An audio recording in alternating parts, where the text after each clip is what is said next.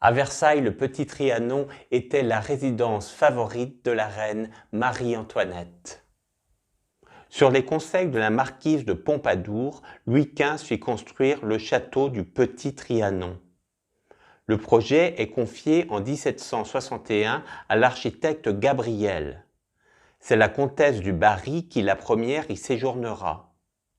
Louis XVI l'offrit à son épouse, la reine Marie-Antoinette, en 1774. La jeune reine, soucieuse d'avoir un lieu où se retirer de la cour de Versailles pour se reposer, en fit son lieu de résidence préféré.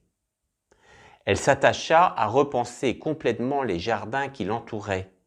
En effet, Louis XV y avait aménagé un jardin des plantes constitué par des botanistes de renom, dont ce chêne est à ce jour l'un des rares témoins. Marie-Antoinette décide de le transformer en jardin anglo-chinois, soulignant ainsi son goût pour la nature. Chef-d'œuvre du néoclassicisme, le château est un carré aux façades simples. La jeune reine vient s'y reposer, loin de l'étiquette sans doute parfois pesante de la cour. Elle y séjourne avec ses enfants et y reçoit ses amis. Ici, la souveraine aspire à une vie simple. Le décor est d'ailleurs marqué par cette simplicité, mais aussi par le raffinement voulu par une reine au goût très sûr. L'escalier d'honneur est marqué par le chiffre de la reine. La souveraine souhaite retrouver dans la décoration des éléments qui lui rappellent son enfance et sa famille à Vienne. Ainsi ce tableau de famille dans la salle de billard. Au premier étage, les salles de réception se succèdent. C'est ici que la reine reçoit.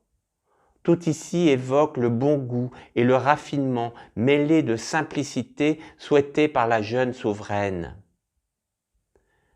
Elle s'y habille de façon très simple, comme ici sur ce tableau peint par Madame Vigée-Lebrun.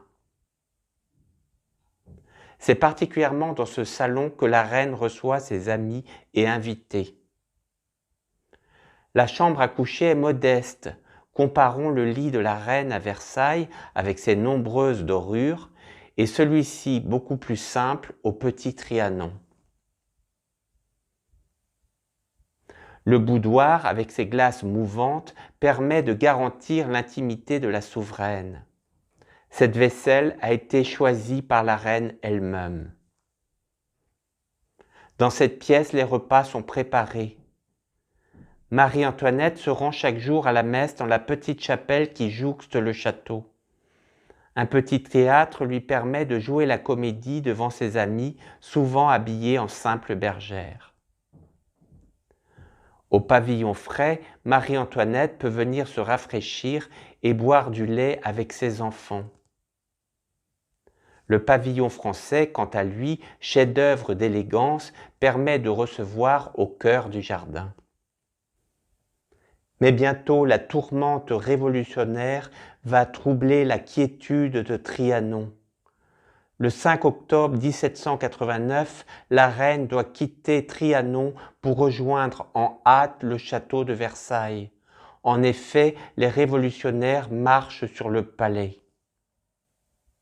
Marie-Antoinette ne reverra plus jamais son cher Trianon.